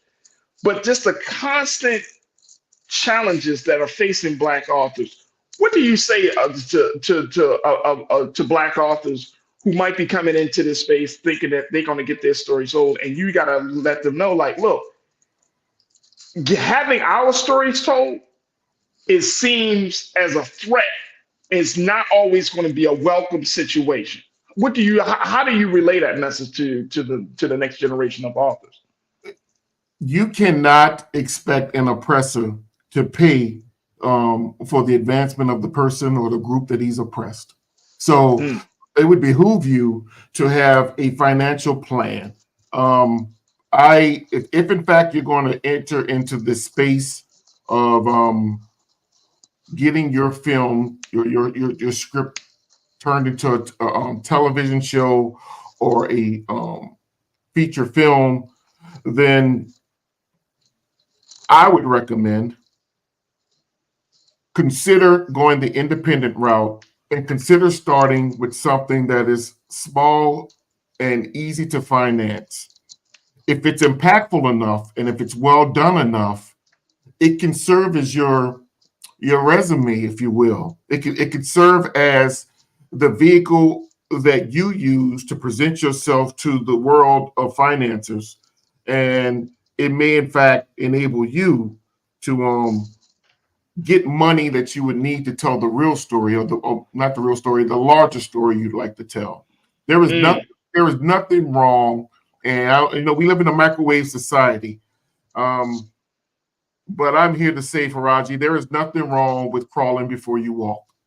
And what I see is a lot of people, they want to hop on motorcycles before they learn how to ride a bike.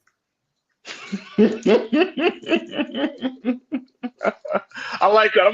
Hey, look, I know you're a writer, and I know you have licensed deals, but I'm stealing that. I feel hey, man. They want to hop on motorcycles before they learn how to ride a bike. Wow, I love it. I love it. Look, Brother Brian, I got to take a quick pause when we come forward.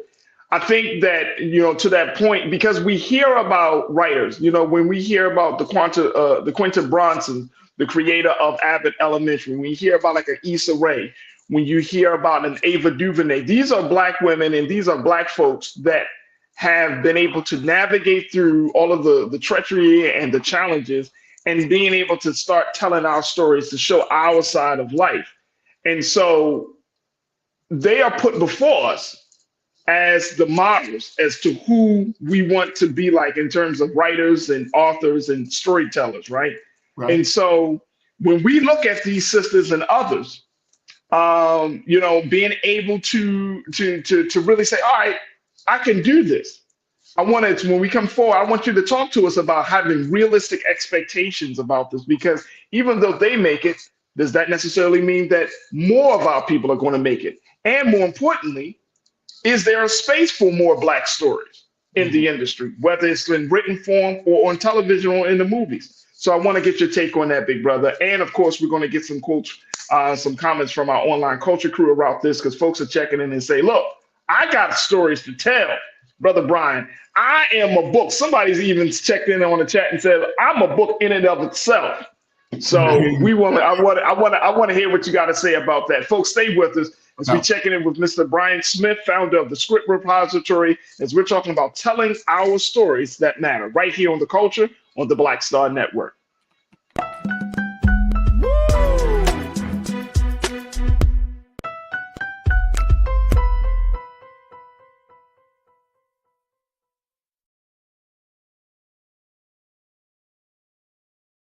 Hatred on the streets, a horrific scene, a white nationalist rally that descended into deadly violence. White people are losing their damn minds. As an angry pro-Trump mob storms the U.S. Capitol, we're about to see the rise of what I call white minority resistance. We have seen white folks in this country who simply cannot tolerate Black folks voting. I think what we're seeing is the inevitable result of violent denial. This is part of American history. Every time that people of color have made progress, whether real or symbolic, there has been what Carol Anderson at Emory University calls white rage as a backlash. This is the rise of the Proud Boys and the Boogaloo Boys. America, there's going to be more of this. Here's all the Proud Boys, guys. This country is getting increasingly racist in its behaviors and its attitudes because of the fear of white people. The fear that they're taking our jobs, they're taking our resources, they're taking our women. This is white fear.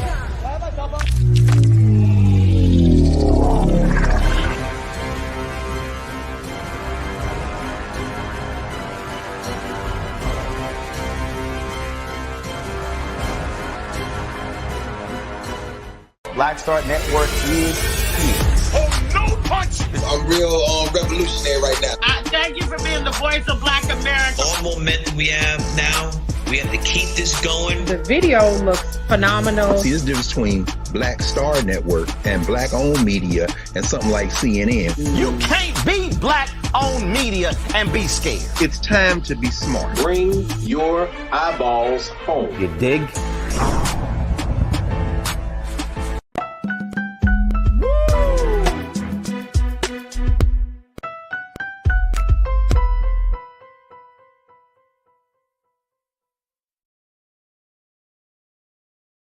All right, folks, welcome back to the culture here on the Black Star Network. I'm your host, Farajii Muhammad. I've been checking in with business owner, writer, and professor, Mr. Brian Smith, who serves as the founder of the Script Repository, a company that transforms novels and adapt them to screenplays for both the big screen and the small screen. And our brother, Brian Smith, who has been writing for the past 20 years, has been working as a professor teaching the next generation about the power of writing and the power of the pen for the past 12 years. He's joining us as an award-winning best-selling author himself and talking about telling stories that matter to us. So, Brother Brian, again, we thank you so much for joining us. But let's talk a little bit about the people that we see before us. And we're starting to see more Black writers in front of us. Ava DuVernay, she has her new project, Origin, coming out. She wrote that one. Of course, we know Issa Rae with Insecure, and it started with the awkward Black girl. I saw that fantastic show on Hulu, The Other Black Girl, that was originally a book. Fantastic program. I saw that. Quinta Bronson, the creative mind behind Abbott Elementary. These are women and Black folks that have shown that our stories can be told, our experience of life can be relayed in a much bigger space. But is that enough? Should we prop them up? Because, like you saying, you can't jump on a motorcycle before you learn to ride on a bike. So do we do ourselves a disservice when we prop them up and saying, hey, look, these are Black writers, they're telling the stories. This is who you can be next, without giving people a full understanding of the process? First of all, I applaud them, and I am of the opinion that any Black person in this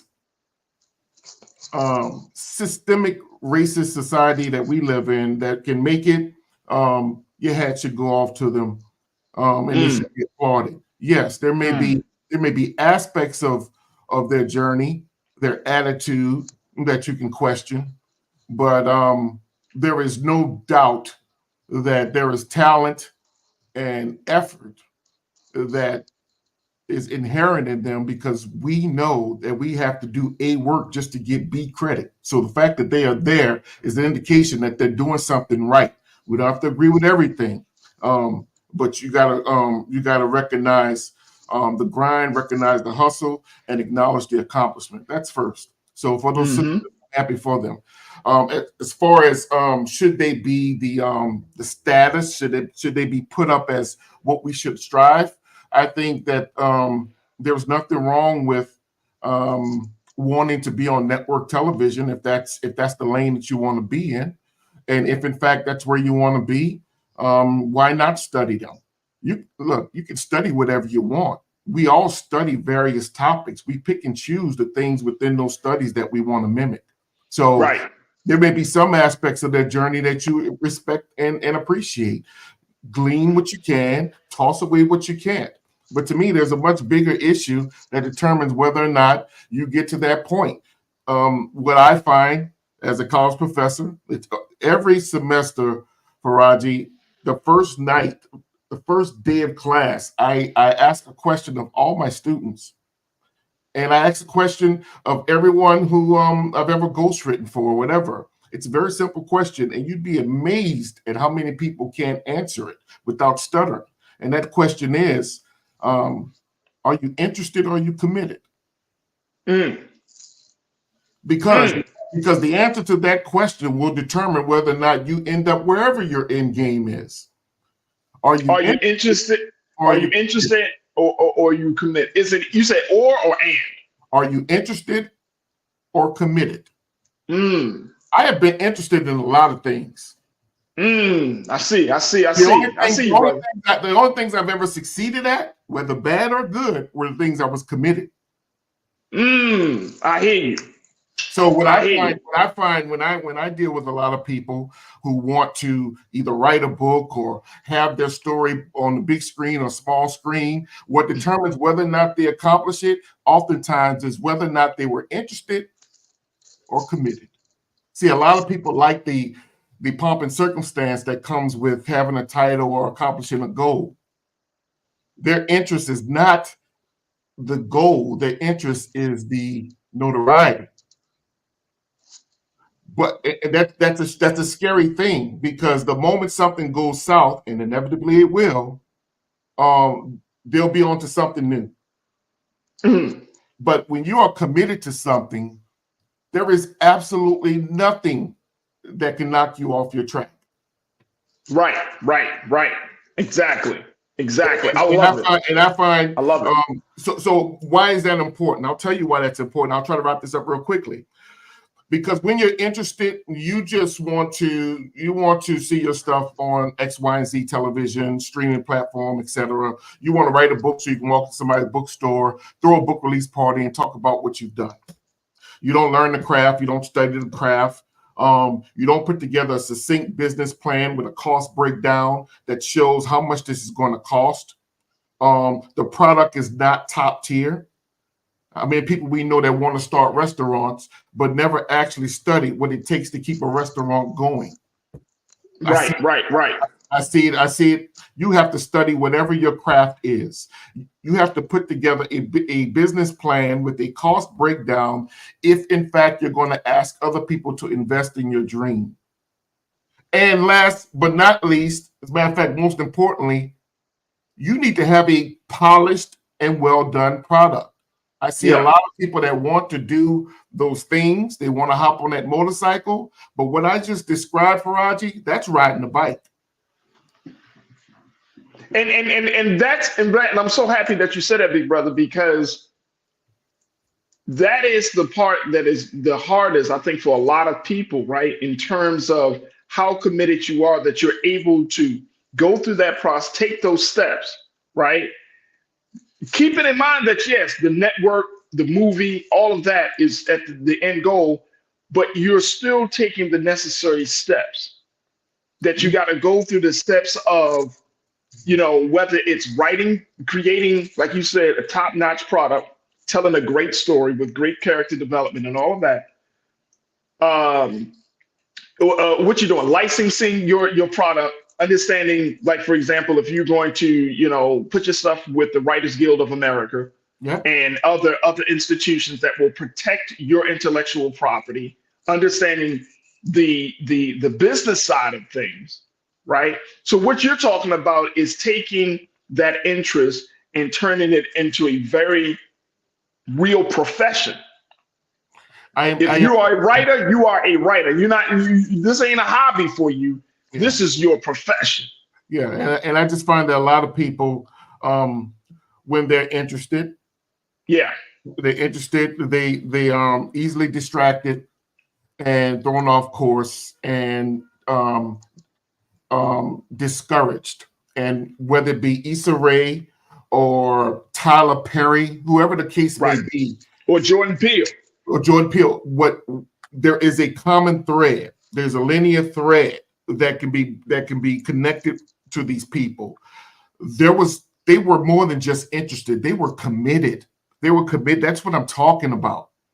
There's a difference between having an interest and being committed. And all I'm saying to you and why I'm bringing this up is because the initial question was, what do we need to do to get our stuff on scene, and or whether or not there's still room for our stories. There's always room for our stories.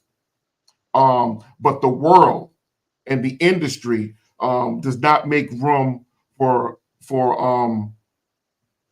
us. We have to usually kick in doors. We have to usually go, we have to usually perform at an A level just to get C credit. And at the end of the day, as with anything in life, Farajii, we can get mad at Tom, Dick, and Harry, but if we ain't got our stuff together, it does not matter who you're going to go to ask for money. It will not succeed unless you do your work to begin with. And at the Script Repository, I stress that before we go asking anybody to finance anything, let's make sure you square it away. There it is. Look, I got to take another pause. When we come forward, more conversation from Mr. Brian Smith, founder of the Script Repository. And I'm going to take a couple of comments from you, crew. Stay with us. It's The Culture here on the Black Star Network.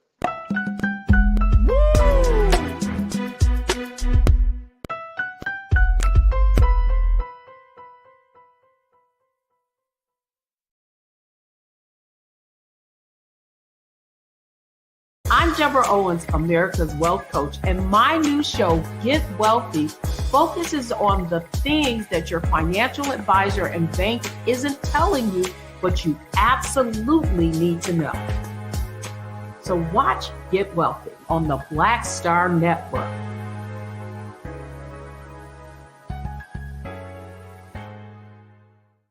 Black Star Network is here. Oh, no punch! I'm real revolutionary right now. Thank you for being the voice of Black America. All momentum we have now, we have to keep this going. The video looks phenomenal. See, there's a difference between Black Star Network and black-owned media and something like CNN. You can't be black-owned media and be scared. It's time to be smart. Bring your eyeballs home. You dig?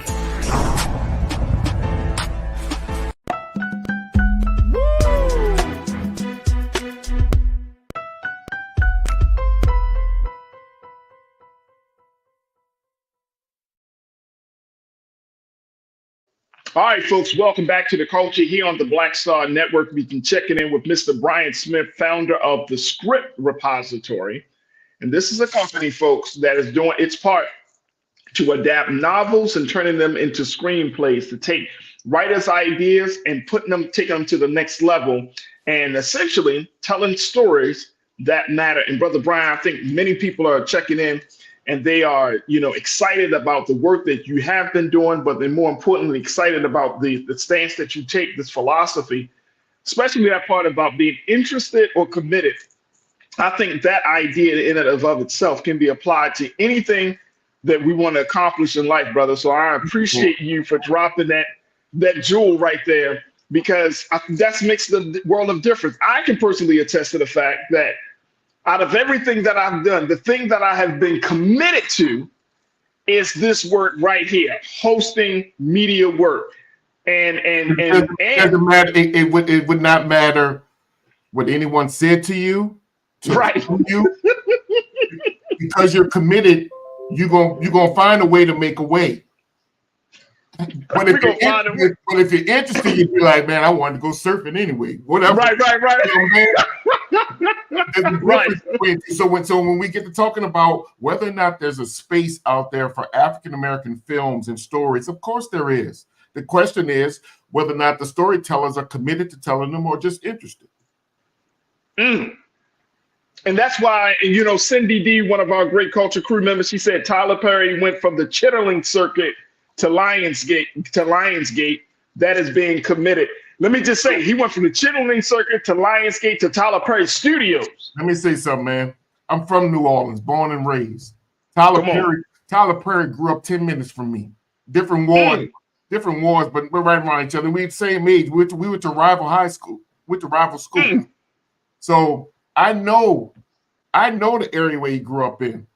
About 10, 15 minutes from where I grew up. He grew up in an area called the 6th Ward, 7th Ward. That uptown area around he grew up around, I think he grew up around the 11th, 13th, about the 11th Ward. I grew up in the 17th Ward, Holly Grove. I grew up on the same block with the rapper Lil Wayne. Same block. Literally, I could see Wayne's house from my porch. Wow. So, in other words, I know where he's coming from, and I know how rough New Orleans is. So, a lot of things that I saw in the documentary I already knew about. I had heard the stories or whatever. But whether or not you like his stories, whether or not you like the Medea character, what is undeniable is that he is a textbook case on how you can accomplish whatever it is you want if you're committed. And that's what I take from it. And that's what I tell people. I ain't a fan of his movies. Who cares? Glean from everyone's story what you can take from it. If you don't like his story, if you don't like his journey, can you relate to his perseverance? So I think that a lot of times, a lot of people, maybe it's the old Army sergeant in me, Farajii, but I don't suffer fools and I don't suffer people who just talk and wasting my time. You know what I'm saying? And I find a lot of people, we can do whatever we want. And those of us who are determined, we always get what we want and where we want to be. Maybe not in the time frame, but we get there when we are determined. So with the script repository, what I try to do is I take their stories and I put them in screenplay format. I also provide them with a list of 50 vetted production companies that they can send this to, and I write what we call a treatment. A treatment is what you actually send to production companies. You don't send people your script. That's how stuff gets stolen. But a treatment is sort of your screenplay's resume. And if in fact a producer or a money person likes the treatment, they then request to see the screenplay. So I write the script, create the treatment, and actually give them a list of 50 companies to send it to. I make no promises. But what I am trying to do, Farajii, is eliminate any opportunities for you to tap out. And so you're testing the commitment of the writer. You get it, not me. Look, they're not gonna be y'all. Your key Farajii's car, not mine. Okay. You're testing the commitment of the writer, because that's a process in and of itself. Let me say, when I walk away from every project, I don't feel bad about nothing, because I cooked your food, I put it on the plate, I even gave you the fork. Now, whether or not you chew, that's on you. Woo! There it is. There it is. You don't like my music. You said one thing you should remember as you write your story: the cave you fear to enter holds the treasure you seek. Yeah. I tell people all the time, that's a lot of times, and I had to do this as a business owner.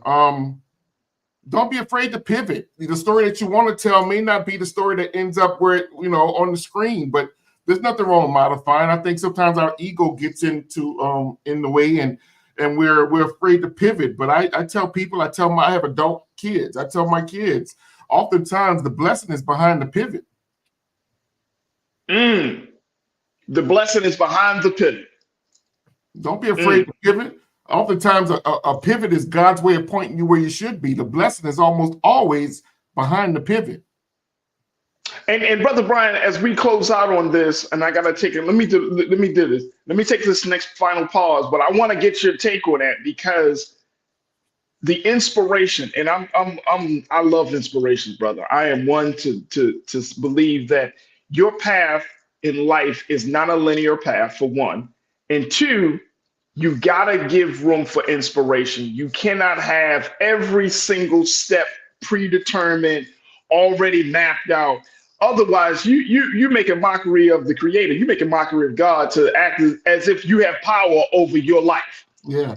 And so I want to kind of get your take on this. Like, how much of this work that you do is your technical, your talent and skills, and how much is it just simply by faith? And I want to get your take on that. Folks, we got to take a final pause. When we come back, Brian Smith will get the answer to that question and more. Stay with us. It's The Culture here on the Black Star Network.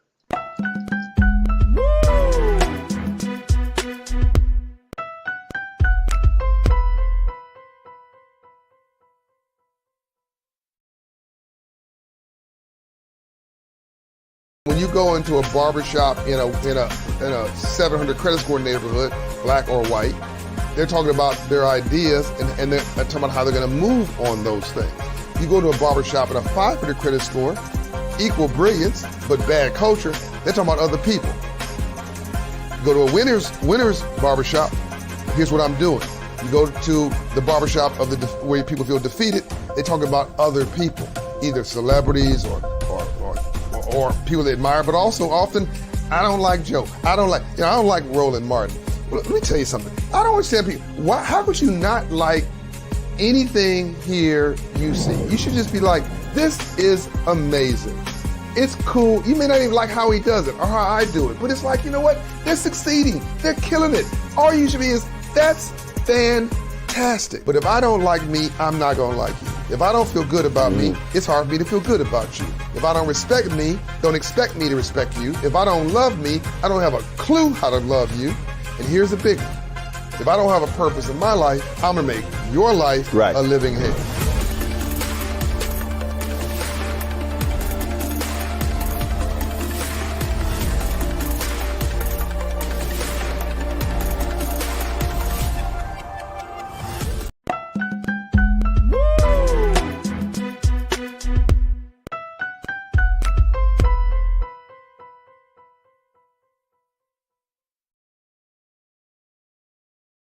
All right, folks, welcome back to The Culture. We've been checking in with Mr. Brian Smith, who is a writer, entrepreneur, professor, and he's the founder of the Script Repository. You can check it out at scriptrepository.com, scriptrepository.com. And this is the company that has been designed for creatives and writers who want to take their scripts to the next level, adapting their writings from novels to screenplays to teleplays for television and for the film. And so our brother Brian Smith has been dropping some jewels on what it takes to be a great writer, and more importantly, telling stories that matter. Brother Brian, as we close out the conversation today, and again, I thank you so much for your time. What would you say, how much of this journey for you personally, and how do you say this to emerging writers? How much of the journey is about the technical skills, and how much of it is faith? Just simply allowing, like you said, being able to appreciate the pivot. Like you have to have faith, and you have to allow inspiration to come into this process to take you to that place you want to be. So I am a man of faith. I look at it like this. I assume that when people contact me and they're looking for my company services, my services, whether it be to ghostwrite their novel, their book, or to adapt their novel into a movie, whatever it is they're looking for me to do, I'm assuming that they prayed on it first. And in most cases, they have. Right. At least that's what they say. So the way I look at it, Farajii, is that if they come to me, God has deemed me worthy to be the answer to their prayer. So I take great pride in the fact that I have never missed a deadline, and I have never not finished a project, because for me at that point, it is bigger than the person who's paying me for the service. My commitment actually is more to God than them, because first of all, I'm thankful that he felt I was worthy to be a help to one of his children. And I'm also thankful that he thought I was good enough to do it. And I don't want that favor to stop. So I take on projects. I let people know, yes, I want to help you, but with no disrespect, it's so much bigger than you. You know what I'm saying? So you ain't got to worry about me not finishing your project. I ain't trying to piss God off. And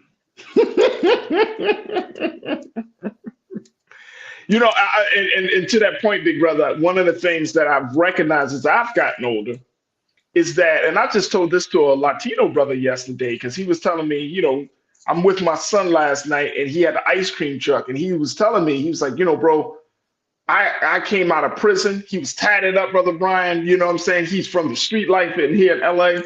And he said he came out of prison and he made the decision to change his life around. Now he's a man that owns an ice cream truck and go around the city and make children happy and serve ice cream and other stuff. But he said he never thought that he would get into this space. And I told him, brother, always embrace your story. Don't never be ashamed about the story. And I think that in our culture now, more now than ever before, we are being told mixed messages. One, we're told to accept yourself, but at the same time, we're also told your story is not good enough to be highlighted. Your story is not good enough to be written about. Your story is not as good as this person who has more notoriety and more fame than you. So your story is not enough.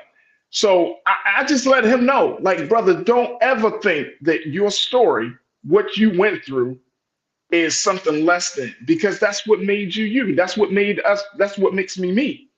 And so, what do you say to those who know that they got something in them, brother Brian? They want to express it.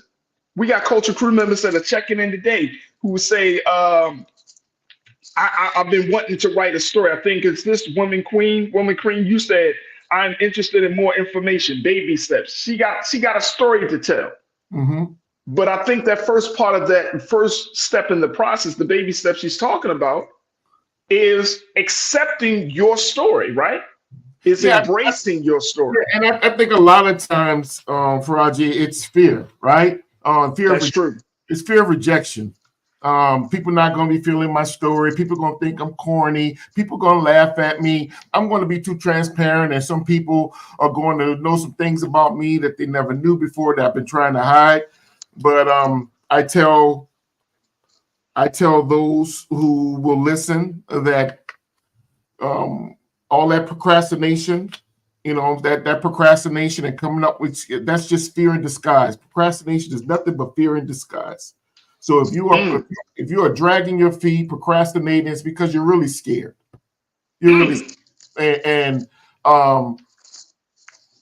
I kind of look at fear this way, and maybe it's the entrepreneur in me, maybe it's the, I don't know, the New Orleans mentality. I don't know what it is. I come from a land of hustlers. You know what I'm saying? Whether it be the Tyler Perrys of the world to Master P's of you're gonna learn how to hustle in New Orleans. You're gonna get it. Nobody's coming down south giving breaks. That's where you get the Birdmans of the world. You get these people who find a way to finance our own thing. So that is the mindset that I come from. Entrepreneurship is almost embedded in the culture.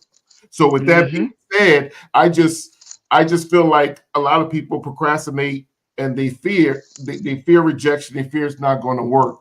But I believe that if God gave you the thought, He'll give you the vehicle to get it done. There are a lot of people. A lot of people could have been given that particular story, but God gave it to you. God gave it to you. He could have given it to Brother Farajii. He could have given it to Brian. He could have given it to. He gave that story to you, and how dare you stifle it? Woo. Woo. And how dare you stifle it? This is just the way. This is just me, and I understand this is a process for people. You have to grow, Farajii. But I look at faith. Is the same way you can't be a little pregnant. You can't be a little pregnant. Right? Last I checked, Roger, bruh, let me tell you something, baby. Last time I checked, you can't be a little pregnant. And you can't have a little faith. You either got it or you don't. Oh, come on. You understand what I'm saying? Come on. I equate faith to pregnancy. You can't be a little pregnant and you can't have a little faith. You either got it or you don't. The same way you're either pregnant or you're not. So whenever I hear people that are dragging their feet, I am the kind of person, I'm probably not the best mentor for everybody, but I will give you about 1 or 2 discussions to be hemming and hawing. And then at some point, I'm gonna say, suck it up, buttercup. You gonna do this or not? You understand what I'm saying? Because while you dragging your feet, there's people out there who are committed already. Come on. If you're just interested, I will help you through some things and I'll discuss some things to you. But at some point, I'm about the business of dealing with people who are committed. So take your time, go through the process of going from being interested to committed, and when you're ready, holler at me. There it is. Brian, I can't thank you enough, brother, for your insight, your passion, your heart, and just you keeping it 1,000% real with us as we have this. Again, folks, Brian Smith, who's the founder of the Script Repository. Make sure y'all check him out online. That's the website right there. And you can see what they specialize in the work that they do in taking stories and taking ideas, taking novels, taking them to the next level, whether it's to film, to movies and TV, and more importantly, just honoring the great work and craft of telling stories that matter to yourself, that matter to our people, that matter, and it's good for the culture. Brother Brian Smith, I can't thank you enough. I gotta plug this, bro. Just one thing. Go ahead. Because my co-writer and producer would be upset. I am happy to say that I try to practice what I preach. If you go on Amazon Prime, if you go on Comcast Xfinity, all these different outlets that the cable or streaming sites. You can find a movie right now that's out. It came out 2 months ago that I co-wrote, and legendary act. It's called Premonition. And I write in my movies, my books. 12 years ago, I started a mystery series called The Sleepy Caught of Mysteries. I'm happy to say that in this movie Premonition, which you can find right now on Amazon Prime, legendary actor Bill Duke is playing my character Sleepy Carter in this movie called Premonition. So go check it out. Like I said, it's on Comcast, Xfinity, Amazon Prime, Premonition. Go check it out. And I think I encourage you to go do that so that you'll know that the person's talking on this in this interview isn't just talking. That I'm knee deep in it. There it is. Brother Brian, I truly appreciate you. I thank you. More importantly, we thank you for the work you're doing for the culture. And again, brother, this has been a fantastic conversation. So thank you, brother, thank you for having me. This has been a great conversation. I wish you nothing but continued success. Thank you for having me on. You're welcome, big brother. You're welcome. Thank you. Folks, it is the Script Repository. Make sure you check it out online. And more importantly, follow the Script Repository, Brother Brian Smith, on all social media platforms. And once again, we thank him for being so good for the culture. All right, folks, that's going to do it for us. I truly appreciate y'all sticking around for a few extra minutes with us this afternoon. Make sure y'all do your due diligence. Go to our website today at blackstarnetwork.com. Download the app for free on all of your devices. Follow us on social media. And of course, we ask for your financial support as we are continuing to have these conversations and other discussions right here on the show and on the network. So make sure you do your due diligence and support us. And for those who have already supported us, I'm looking at you, woman queen. You gave a little something and put it in the pot. Thank you so much today. We truly appreciate you. Also, Chris S., welcome to the Bring the Funk fan club on a level 1 rate. Thank you so much for that, Chris S. I truly appreciate it. Man, I love when y'all give something. Love when y'all give something in the midst of these conversations. That means that we're saying something. We are on the right track. So thank you. We cannot thank you enough for your support. All right, folks, that's going to do it for me. Stay tuned. Up next is Roland Martin Unfiltered, 6 p.m. Eastern time. As always, never be afraid to challenge what's wrong. Stand for what's right while being yourself in the process. God willing, we will talk tomorrow for the final day of the week for another set of fantastic conversations right here on The Culture, right here, exclusively here, only here on the Black Star Network. Have a great afternoon, wonderful evening, and God willing, we'll talk tomorrow. Peace.